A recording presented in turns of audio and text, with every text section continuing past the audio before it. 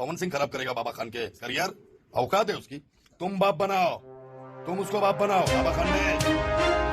बाबा खान ने फिर से किया पवन सिंह को टारगेट और बोल दिया बहुत बड़ी बात। तो दोस्तों आप लोग वीडियो को पूरा देखिएगा, आप लोगों को बताएंगे बाबा खान पवन सिंह को बार बार टारगेट क्यों कर रहा है।